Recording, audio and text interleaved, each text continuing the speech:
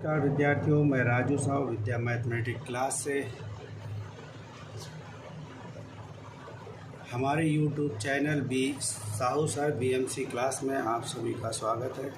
विद्यार्थियों, अभी हमने पिछले सप्ताह आपको लेसन नंबर 3 ट्रिग्नोमेट्रिकल फंक्शन के बारे में पढ़ाया था। आज हम उसके नेक्स्ट चैप्टर सम्मिश्र संख्या व द्विघात समीकरण, जिसे अंग्रेजी में हम लोग complex number and quadratic equation कहते हैं, के बारे में पढ़ेंगे। विद्यार्थियों, इस चैप्टर के पहले हम कॉन्सेप्ट को भली बात समझ लेंगे।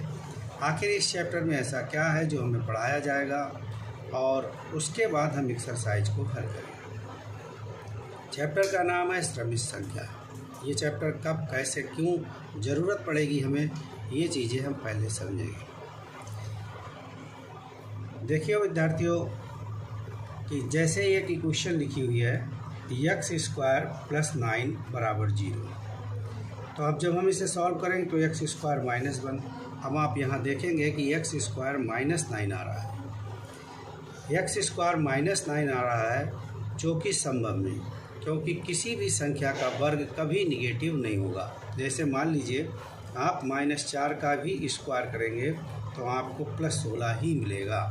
अगर आप 4 का वर्ग करेंगे तो भी 16 आएगा। इसीलिए जब हम 16 का वर्गमूल लेते हैं तो विद्यार्थियों +-4 रहते हैं, क्योंकि ये दोनों संख्याओं का वर्ग 16 होता है। तो आप देख रहे हैं कि x² + 9 = 0, x² = 9 हमें प्राप्त हुआ -9। ये कैसे सॉल्व होगा? ये संभव ही नहीं है, क्योंकि किसी संख्या का वर्ग निगेटिव नहीं होता। तो एक वैज्ञानिक थे जिनका नाम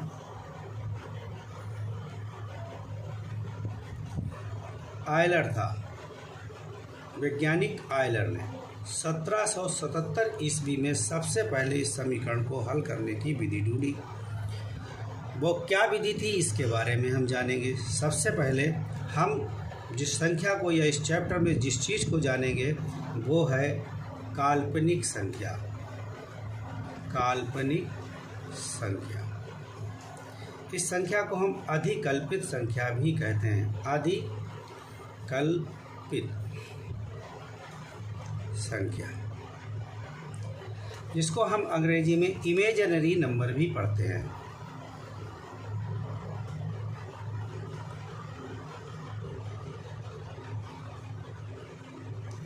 तो विद्यार्थियों, इस चैप्टर की शुरुआत में हम सबसे पहले काल्पनिक संख्याओं के बारे में पढ़ेंगे।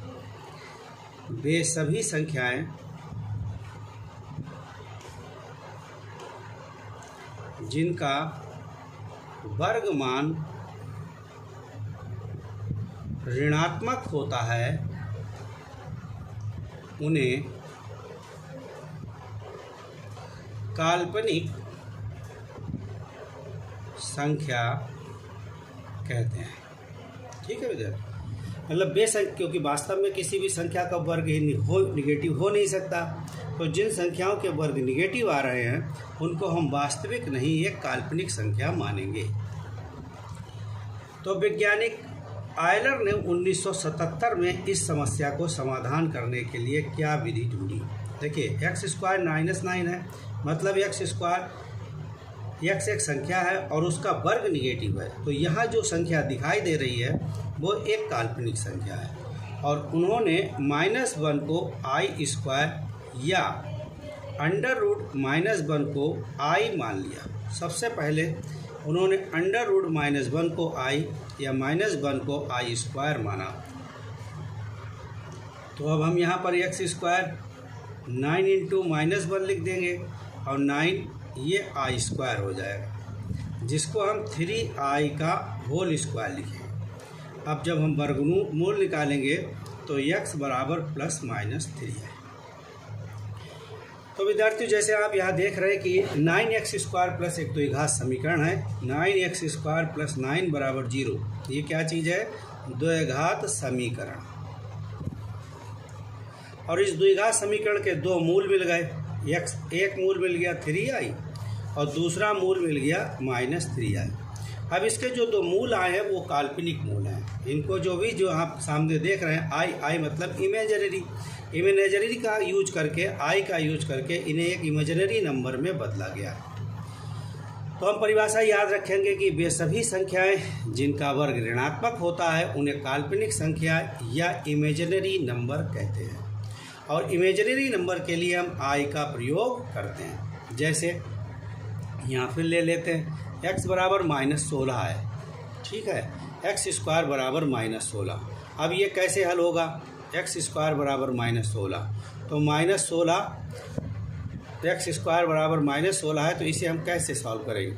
यहाँ 16 गुणे हम लिख देंगे -1 और 16 और -1 की जगह पर हम आई स्क्वायर ले आएंगे, तो ये आपके पास 4i का होल स्क्वायर बन जाएगा और x की वैल्यू आ जाएगी ±4।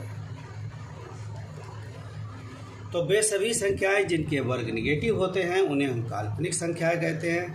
तो ऐसे द्विघात समीकरण को हल करने के लिए हम जिन संख्याओं का प्रयोग करते हैं वे काल्पनिक संख्याओं के रूप में जानी जाती हैं। तो अभी हम विद्यार्थियों सबसे पहले आपको इमेजिनरी नंबर के बारे में बता रहे थे। वे संख्याएं जिनका वर्ग ऋणात्मक होगा उन्हें काल्पनिक या इमेजिनरी नंबर कहेंगे। उसको हल करने के लिए आयलर नामक वैज्ञानिक ने एक आई यूज किया, जहां आई जो था वो √-1 की वैल्यू थी या -1 बराबर आई स्क्वायर था। जैसा आप यहाँ देख सकते हो कि एक्स स्क्वायर बराबर -16 है, मतलब ये संख्या का वर्ग ऋणात्मक है, तो इसमें -1 गुणे 16 लिख लेंगे और -1 को आई स्क्वायर, इससे ये 4i में कन्वर्ट हो जाएगा और इसका वर्गमूल निकल आएगा। और अगर हम इसको नहीं कन्वर्ट करते तो वर्गमूल नहीं निकलता, वैसे ही रखा रहता है। जैसे एक्स स्क्वायर बराबर आप लिखते, एक्स स्क्वायर बराबर -16 होता तो एक्स की वैल्यू हो जाती -16 और हम इसको यहीं पे छोड़ते। तो इसको हल करने के लिए सन 1777 में आयलर ने आई शब्द का प्रयोग किया। आई उन्होंने इमेजिनरी नंबर से लिया, इमेजिनरी नंबर का प्रयोग करके और इसका मान निकाला और इनको काल्पनिक संख्या का नाम दिया गया। विद्यार्थियों, इन्हें हम आदिकल्पित संख्याएं भी कहते हैं और काल्पनिक संख्याएं भी कहते हैं। तो वे सभी संख्याएं जिनके साथ आपको आई लिखा दिखाई दे उन्हें हम काल्पनिक संख्या या अधिकल्पित संख्या मानेंगे। अब विद्यार्थियों हम जानेंगे आई की पावर के बारे में, आई की घात। आई घात देखिए, जैसे आई क्यूब है या आई की पावर 4 है या आई की पावर 5 है या आई की पावर 6 है, इनकी वैल्यू क्या होगी? आई क्यूब तो हम यहाँ पर लिखेंगे आई इंटू आई स्क्वायर, और आई स्क्वायर की वैल्यू कितनी होती है? -1, और इससे क्या आ जाएगा? ये माइनस। अब जैसे आई की पावर 4 निकालना है तो हम इसे आई स्क्वायर का स्क्वायर लिख देंगे और आई स्क्वायर हमारे पास कितना है? -1, तो -1 का स्क्वायर कितना आ जाएगा? 1। 5 निकालना है तो आई इंटू आई की पावर आप 4 लिख लीजिए, आई इंटू 1 बराबर आई की पावर 6 सॉल्व करना है तो आई स्क्वायर का क्यूब लिख देंगे और -1 का क्यूब बराबर माइनस। आप यहाँ देख रहे हैं आई स्क्वायर की वैल्यू -1 है, उसके बाद आई क्यूब की जब वैल्यू निकाली गई तो -i प्राप्त हुई, उसके बाद आई की पावर 4 की वैल्यू निकाली गई तो वो 1 प्राप्त हुई, आई की पावर 5 निकाला गया तो आई आया, आई की पावर 6 निकाला गया तो -1। जहाँ से शुरू किया था एक बार फिर वही वैल्यू आ गई। एक और ख़ास बात है विद्यार्थियों यहाँ पर कि जैसे अगर आप आई की पावर 3 निकालते हैं तो आपको -i मिलता है, आई की पावर 5 निकालते हैं तो i मिलता है, आई की पावर 4 निकालते हैं तो आपका 1 आता है, आई की पावर 6 निकालते हैं तो -1 आता है। आप जब भी विषम घात लगा रहे हैं तो विषम घात लगाने पर आई की वैल्यू i या -i आ रही है, सम घात लगा रहे तो 1 या -1 आ रहा है। अब जैसे हम मान लीजिए 6 के बाद क्या होगा? आई की पावर 8, इसको हल करते हैं तो यहाँ आ जाएगा आई स्क्वायर की पावर 4 और ये वैल्यू मिल जाएगी -1 की पावर 4 मतलब 1। अब आई की पावर 10 लगाते हैं तो यहाँ आ जाएगा आई स्क्वायर पावर 5 तो -1 की पावर 5 और आपको -1 मतलब आई की पावर 10 पर -1 मिला, आई की पावर 8 के ऊपर आपको 1 मिला। तो जब हम सम पावर लिखा लगाएंगे तो 1 या -1, और क्रम से चल रहा, जैसे 4 पर 1 है तो 6 पर अगली नेक्स्ट सम संख्या कौन सी होगी, 6, उस पर -1 हो गया। अगली सम संख्या कौन सी है, 8, उस पर 1 हो गया। अगली सम संख्या कौन सी है, 10, उस पर -1। ऐसे ही अगर आई की पावर 7 निकालेंगे तो -i आ जाए, आई की पावर 9 निकालेंगे तो i आ जाएगा, और ये भी सम संख्याओं की पावर बन जाएगी। इस पर कुछ क्वेश्चंस भी हमारी एक्सरसाइज में भी हैं, वैसे भी आते हैं, जैसे i की पावर -39 है। अब हमें इसको सॉल्व करना है, इसकी वैल्यू ढूंढनी है। तो सबसे पहले इसको अपान में ले आइए, पावर कैसी हो जाएगी आपकी, पॉजिटिव हो जाएगी। अब i ऊपर लिख के i की पावर 40 लिख दीजिए, इसको सॉल्व करेंगे तो फिर 39 आ जाएगा। अगर ये ऐसे ही लिखा रहने देंगे तो हम यहाँ पर लिख सकते हैं i² की पावर 20, 20 दूनी 40। अब यहाँ पर आप देखेंगे -1 पर 20 पावर हो गई, तो ये बना गया, और इसकी वैल्यू i हो जाएगी। तो i की पावर -39 का मान आपको कितना मिल जाएगा, -1। इस तरह से और भी मान आप सॉल्व कर सकते हैं, जैसे i की पावर 101 है। अब इसको कैसे सॉल्व करें, i इंटू आई की पावर 100 आ जाएगा, i इंटू आई की स्क्वायर की पावर 50 हो जाएगा, i -1 की पावर 50, तो यह आपके पास 1 हो जाएगा, और ये i, मतलब किसी भी तरह की पावर आप i पर लगा लीजिए, कितनी भी बड़ी या छोटी पावर आप लगा रहे हो, 100 या 100 से भी बड़ी पावर, उसकी वैल्यू इन 4 नंबर्स में ही आनी है, -i, i, 1 या -1। तो हम विद्यार्थियों अभी काल्पनिक संख्या के बारे में पढ़ रहे हैं। वे संख्याएं जिनका वर्ग निगेटिव होता है उन्हें हम काल्पनिक संख्याएं कहते हैं। इसको डिनोट करने के लिए हम i का प्रयोग करते हैं। i क्या चीज़ है, हम -1 √-1 को i मानते हैं, और इसका वर्ग कर देंगे तो i² बराबर 1। ठीक है विद्यार्थियों, अभी हम काल्पनिक संख्याओं के बारे में पढ़ रहे हैं, और वे संख्याएं जिनके वर्ग निगेटिव हैं उन्हें हम काल्पनिक संख्या कहते हैं। इसको निरूपित करने के लिए हम i का प्रयोग करते हैं, जहां i बराबर √-1 है।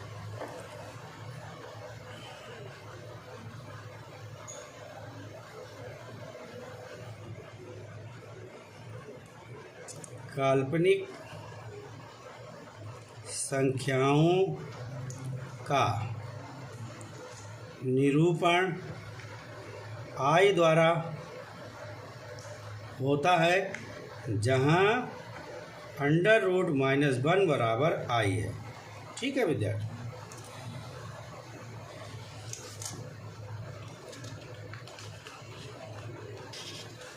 अभी ऐसे ही और भी बहुत से मान आप i के पदों में बना सकते हैं। अगर आप सब एक्सरसाइज को हल करें और कोई प्रॉब्लम आएगी तो हमें बताएंगे कमेंट्स बॉक्स में जाकर, हम उस समस्या को भी देखेंगे। आइए विद्यार्थियों, अब हम जानते हैं कि इस चैप्टर को जो नाम है सम्मिश्र संख्या, ये क्यों रखा गया। चैप्टर का नाम सम्मिश्र संख्या के पीछे क्या कारण। सम्मिश्र संख्या, इसे हम कॉम्प्लेक्स नंबर भी कहते हैं। जैसे कि आप जानते हैं कॉम्प्लेक्स मार्केट होती है, ऐसे ही कॉम्प्लेक्स नंबर क्यों रखा गया, इसका नाम कॉम्प्लेक्स नंबर। इस चीज़ को जानें। देखिए विद्यार्थी, जैसे इसके नाम से ही जारी है, सम्मिश्र, सम्मिश्र माने कुछ मिलकर बनी संख्या, कुछ मिलकर बनी संख्या, मिलकर बनी संख्या, कुछ हटा दीजिए कोई दिक्कत नहीं, मिलकर बनी संख्या। अब क्या मिलेगा, अब हमें 2 तरीके की संख्याओं के बारे में पता हो गया, वास्तविक संख्या और काल्पनिक संख्या। अगर कोई संख्या वास्तविक और काल्पनिक संख्या से मिलकर बनी है तो ऐसी संख्या को हम सम्मिश्र संख्या कहते हैं। ठीक है विद्यार्थियों, सम्मिश्र संख्या, सम्मिश्र संख्या मतलब वास्तविक संख्या प्लस काल्पनिक संख्या, इसे हम लोग कहते हैं रियल नंबर, और इसे कहते हैं इमेजिनरी।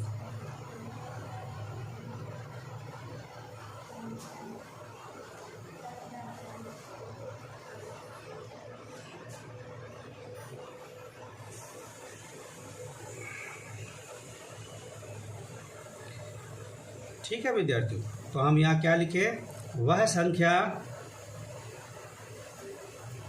जो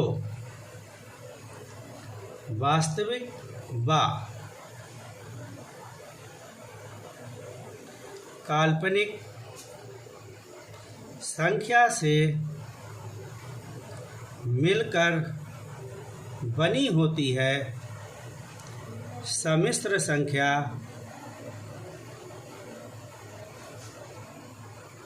कहलाती है। देखिए यहाँ पर यह भी हम बताते चलते हैं कि इसे Z से निरूपित किया जाएगा। इसे Z, कैपिटल Z से निरूपित किया जाता है। जैसे मान लेते हैं Z बराबर x प्लस आई वाई, तो जहाँ I है वो काल्पनिक है, जहाँ x है वो वास्तविक, मतलब ये रियल पार्ट है, संख्या का रियल पार्ट, और ये इमेजिनरी पार्ट। ठीक है, और यहाँ पर आ गया ये कॉम्प्लेक्स। तो कॉम्प्लेक्स नंबर का या सम्मिश्र संख्या का कुछ भाग रियल और कुछ भाग इमेजिनरी होता है। जैसे -3 + 2i। अब -3 कैसा है, ये एक रियल नंबर है, 2i कैसा है, ये एक इमेजिनरी नंबर है। ऐसे ही दूसरी संख्या ले सकते हो, जैसे 5 - 2i, 1/2 + 3i, या 3/2 + 5/3i। इस तरीके की जितनी भी संख्याएं होंगी जिसका एक भाग रियल हो और एक काल्पनिक भाग हो, उन संख्याओं को हम लोग सम्मिश्र संख्या कहते हैं। ठीक है विद्यार्थियों, और इसे काय से दिखाओगे, Z से इसे निरूपित किया जाता है। इसे Z से शो करते हैं। तो यहाँ पर इसका एक भाग रियल है और एक भाग कैसा है, इमेजिनरी। अब देखिए इनके कुछ गुण हैं। जैसे जब हम इमेजिनरी नंबर में कोई इमेजिनरी नंबर जोड़ेंगे तो जो मिलेगा उसका योग वो भी एक इमेजिनरी नंबर होगा। जब हम किसी इमेजिनरी नंबर से कोई इमेजिनरी नंबर घटाएंगे तो उससे जो मिलेगा रिजल्ट वो भी एक इमेजिनरी रिजल्ट होगा। ऐसे ही दो इमेजिनरी की गुणा करेंगे, दो इमेजिनरी का भाग करेंगे तो उनसे भी हमें एक इमेजिनरी नंबर मिलेगा। जैसे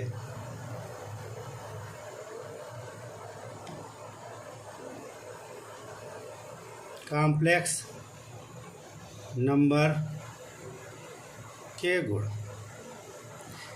पहला गुण, Z + Z, मतलब दो सम्मिश्र संख्याओं को जोड़े तो जो आएगा योग वो सम्मिश्र संख्या होगी।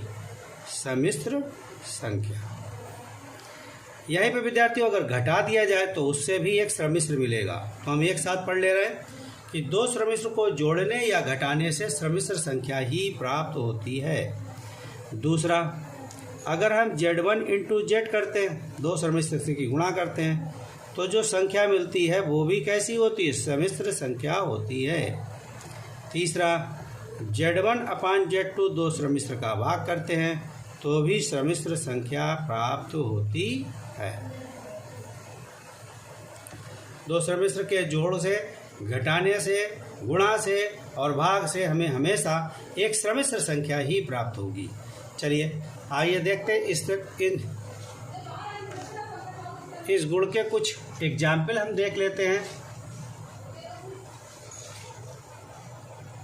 देखिए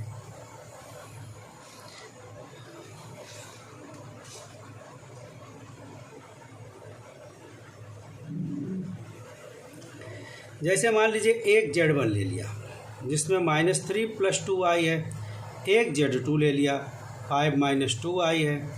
अब हम Z1 + Z2 बनाते हैं तो -3 + 2i, एक ब्रैकेट पहली वाली संख्या की वैल्यू, 5 - 2i ये दूसरा Z का नाम माना है। देखिए अब एक वास्तविक को काल्पनिक में तो जोड़ नहीं सकते, तो वास्तविक भाग को वास्तविक भाग के साथ हल करेंगे। जैसे यहाँ -3 है +5, ये वास्तविक भाग आ गए। और काल्पनिक भाग में देखेंगे तो 2i है और -2i है, तो यहाँ दोनों को जोड़ दीजिए तो ये 2 आता है और ये आपको देखने पर 0। यहाँ पर विद्यार्थियों कुछ ऐसा है कि क्योंकि 2i कट गया, आपको 2 मिलेगा, लगेगा जैसे वास्तविक संख्या को जोड़ने से हमें एक रियल नंबर मिल जाएगा, लेकिन ऐसा वास्तव में है नहीं। दो वास्तविक संख्याओं को जोड़ने या घटाने से हमेशा आपको एक वास्तविक संख्या ही मिलेगी। आइए हम एग्जाम्पल दूसरा ले लेते हैं। जैसे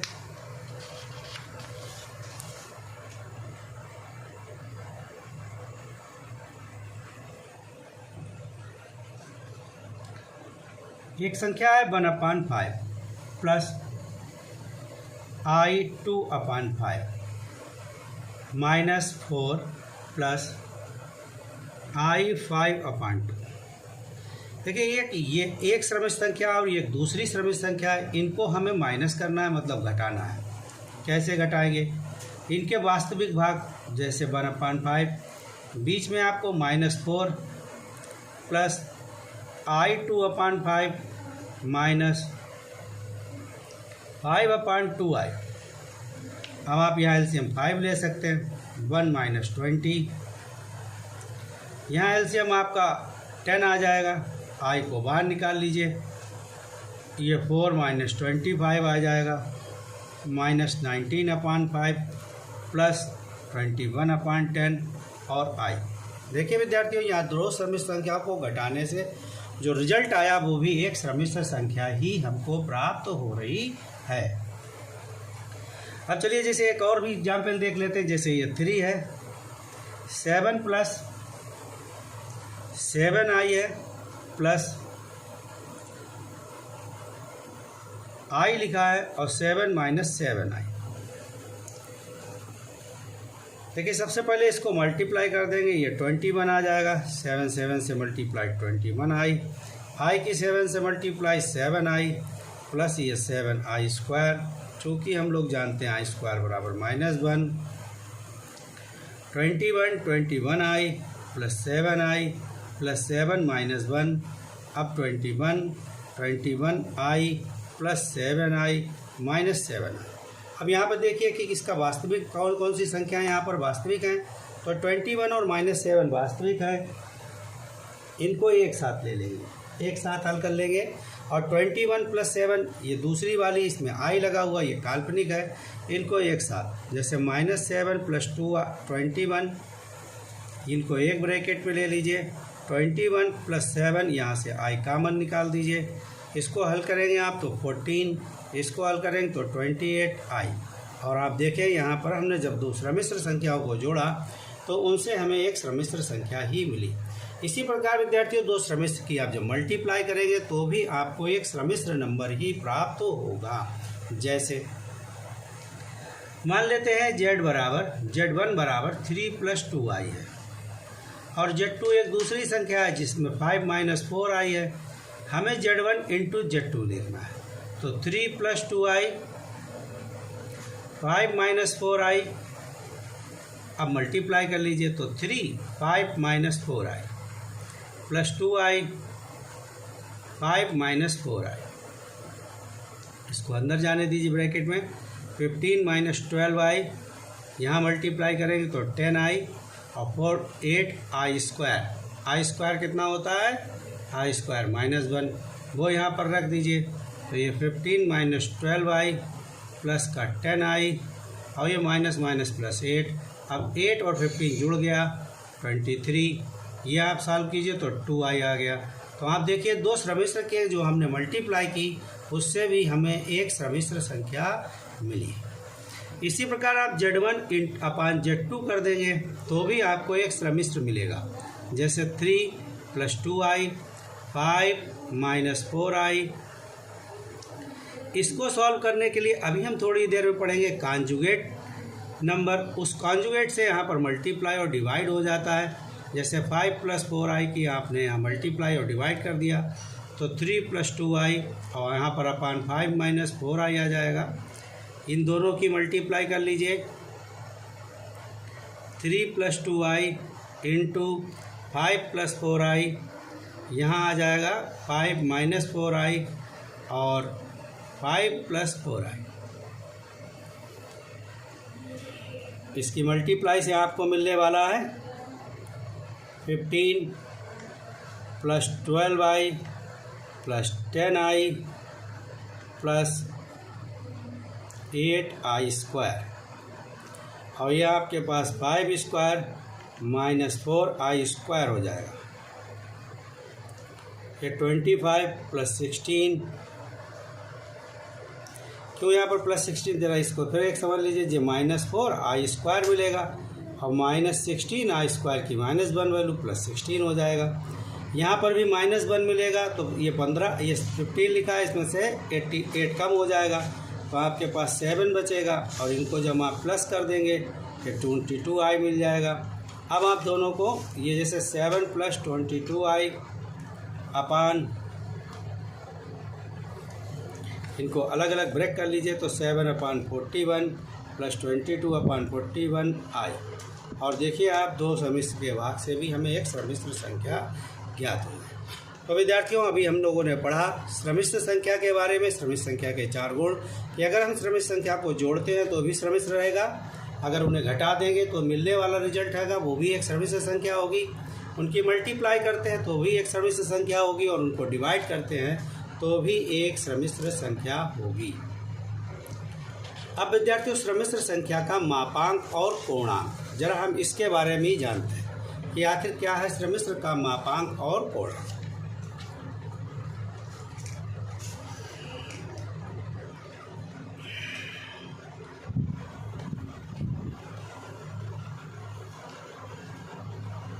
सम्मिश्र संख्या का, अभी विद्यार्थियों हम पहले मापांक के बारे में पढ़ेंगे।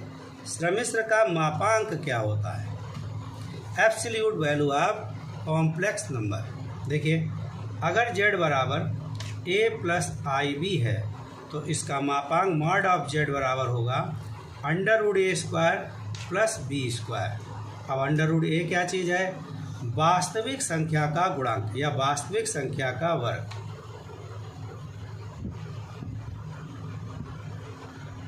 वास्तविक भाग लिख दे रहे हैं हम यहाँ पर, प्लस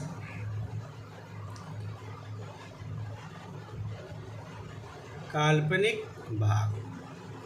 वहाँ पर i नहीं लेना, i छोड़कर केवल b को लेना है। जैसे ये z बराबर है 2 + 3i, अब आप इसका मापांक बनाइए तो ये आ जाएगा √2 का स्क्वायर और प्लस 3 का स्क्वायर।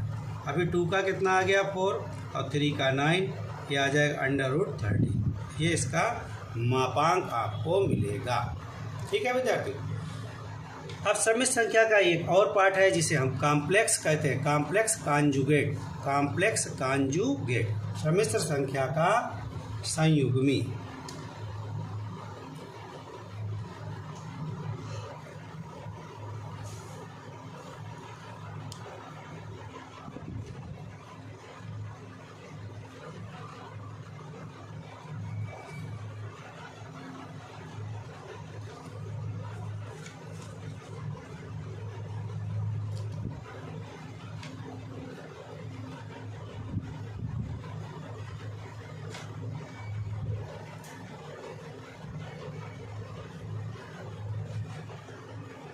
Complex conjugate. देखिए विद्यार्थियों, अगर z बराबर 3 + 2i आता है तो इसका कॉम्प्लेक्स कॉन्जुगेट होगा, कॉम्प्लेक्स कॉन्जुगेट बन जाएगा z बार, और वहाँ पर हम इसके वास्तविक भाग को सेम रखते हैं और काल्पनिक भाग के चिन्ह को बदल देते हैं। यदि किसी सम्मिश्र संख्या का वास्तविक भाग वही रखा जाए और उसके काल्पनिक भाग के चिन्ह को परिवर्तित कर दिया जाए तो उससे जो संख्या मिलेगी वो दी गई संख्या की कॉम्प्लेक्स कॉन्जुगेट कहलाएगी। दी गई सम्मिश्र संख्या का संयुग्मी सम्मिश्र संख्या कहलाएगी। संयुग्मी सम्मिश्र संख्या। चलिए इस बात को लिख लेते हैं। यदि किसी सम्मिश्र संख्या के वास्तविक भाग का मान न बदले तथा काल्पनिक भाग के चिन्ह को परिवर्तित कर दे तो प्राप्त संख्या दी गई संख्या की संयुग्मी सम्मिश्र संख्या कहलाती है। इसे Z बार से निरूपित करते हैं।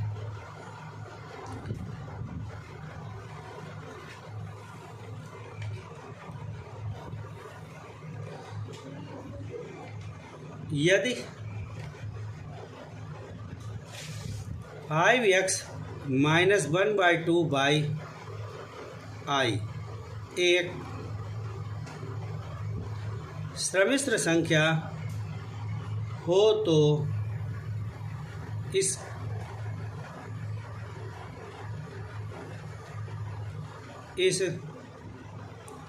संख्या की संयुग्मी सम्मिश्र संख्या ज्ञात करो। ऐसा हमने एक एग्जाम्पल लिखा। तो देखिए विद्यार्थियों, यहाँ Z है हमारे पास 5x माइनस 1/2 बाई आई। अब इसका Z बार कितना हो जाएगा, हमको ये चीज़ ऐसे ही रखनी है रियल भाग, इसके केवल चिन्ह को चेंज करना, तो प्लस 1/2 बाई आई। यहाँ देखिए हम एक बात और आपको बता दें, अगर Z का Z बार ये है, मतलब Z की संयुग्मी ये है, तो इसकी संयुग्मी ये होगी, मतलब ये एक दूसरे की संयुग्मी संख्याएं कहलाती हैं। मान लीजिए Z बराबर आपके पास -3 प्लस 5y आता है, तो Z बार क्या हो जाएगा, -3 ऐसे ही रखना है और -5y इसका संयुग्मी कहलाएगा। इसको अंग्रेजी में हम लोग क्या बोलते हैं, कॉम्प्लेक्स कॉन्जुगेट। ठीक है विद्यार्थी, अगर ये कॉम्प्लेक्स नंबर है, इस कॉम्प्लेक्स नंबर के लिए ये उसका कॉन्जुगेट नंबर हो जाएगा।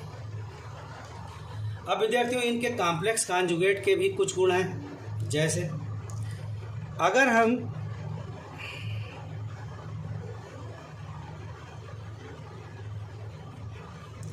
किसी Z में उसका Z बार जोड़ देते हैं, जैसे यही जोड़ दीजिए इन दोनों को, तो आपके पास वास्तविक संख्या प्राप्त होगी। वास्तविक संख्या मतलब एक रियल नंबर आपको मिल जाएगा। और अगर Z में Z बार घटा देते हैं आप, तो आपको इमेजिनरी नंबर या काल्पनिक संख्या प्राप्त होगी, काल्पनिक संख्या मिल जाएगी। अब अगर आप Z में Z बार की मल्टीप्लाई कर देते हैं, तो भी आपको एक वास्तविक संख्या प्राप्त हो जाएगी।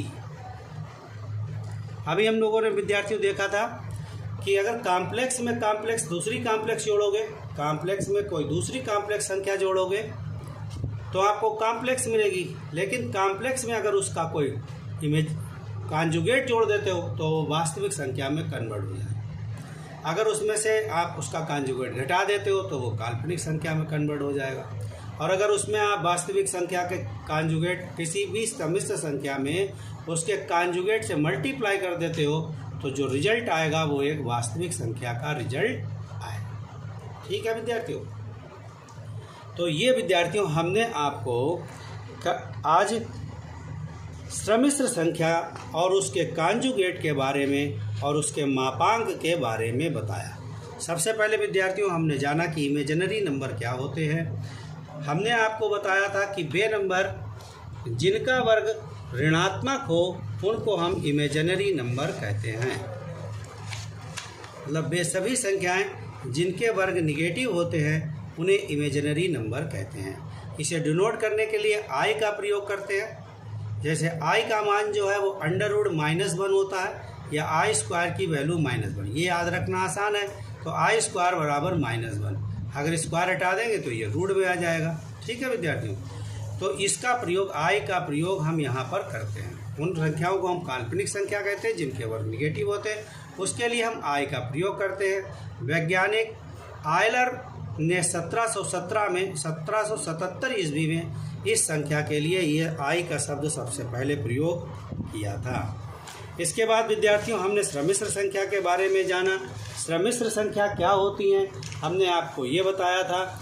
देखिए, सम्मिश्र का अर्थ से ही क्लियर हो जाता है कि वे संख्याएं जो कि मिलकर बनी हों उनको हम सम्मिश्र संख्या कहते हैं। ऐसी संख्याएं जो कि मिलकर बनी हों, मतलब वह संख्या जिसका कुछ भाग वास्तविक और बाकी भाग काल्पनिक हो, वास्तविक और काल्पनिक संख्याओं से मिलकर बनी संख्या को हम लोग सम्मिश्र संख्या कहते हैं। इसे डिनोट किससे करेंगे? इसे जेड से डिनोट किया जाता है। और फिर इसके हमने कुछ गुण बताए थे कि जैसे वास्तविक में वास्तविक समय समय सम्मिश्र जोड़ोगे तो सम्मिश्र मिलेगा, सम्मिश्र से सम्मिश्र को गुणा करोगे तो सम्मिश्र मिलेगा, सम्मिश्र से सम्मिश्र को भाग करोगे तो आपको सम्मिश्र संख्या मिलेगी। हमने कुछ एग्जाम्पल के माध्यम से आपको इसको समझाने की कोशिश भी की थी। ठीक है भाई। और विद्यार्थियों, इसमें हमने आज जो आपको एक विशेष बात बताई वो ये रही कि हमने आई की पावर के बारे में भी आपको बताया। आई की पावर कितनी भी लगा ले, उनके केवल 4 ही मान संभव हैं, -1, 1, आई या माइनस आई, -i, 1 या -1। हमने आपको ये भी बताया कि जब विषम घात होगी तो आई या माइनस आई आएगा, और जब सम घात होगी तो 1 या -1 आएगा। ठीक है विद्यार्थियों, अभी इसमें कुछ कॉन्सेप्ट और है जो हम आपको अपने अगले वीडियो में उसके बारे में बताएंगे। ठीक है, इसके कॉन्सेप्ट को थोड़ा सा हम और अगले वीडियो में स्पष्ट करेंगे। हम आपको आज कुछ सवाल सॉल्व करके इसके दिखाते हैं। जैसे कि एक्सरसाइज 4.4 पर एक क्वेश्चन नंबर 2 दिया गया है जिसकी वैल्यू है i की पावर 9 प्लस i की पावर 19, और इसे a प्लस आई बी मतलब एक सम्मिश्र संख्या की फॉर्म में कन्वर्ट करके लिखना है। आइए विद्यार्थियों, इसे सॉल्व करते हैं। सबसे पहले i की पावर 9 को हम कॉमन निकाल लेंगे तो 1 प्लस i की पावर यहाँ 10 रहेगा। i की पावर 10 को हम लिख सकते हैं i स्क्वायर की पावर 5, ये -1 की पावर 5 होके ये -1 मिल जाएगा। अब विद्यार्थियों 9 यहाँ 1 -1 आ गया। अब आप इसकी मल्टीप्लाई कर लेंगे तो i की पावर 9 इंटू 0 और ये 0 हो जाएगा।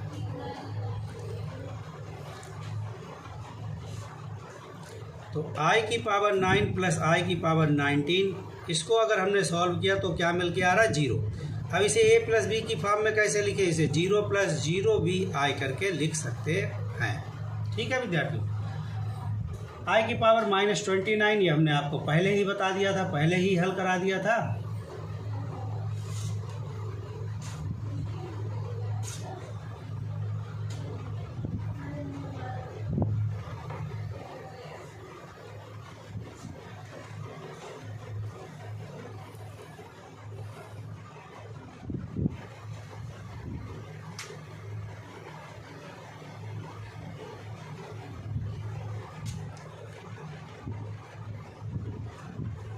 अब देखिए विद्यार्थियों, जैसे इसका क्वेश्चन नंबर 8 है जिसमें दिया है 1 माइनस आई की पावर 4, इसको हमें सॉल्व करना है। तो 1 माइनस आई स्क्वायर का स्क्वायर ऐसा हम लिख लेंगे।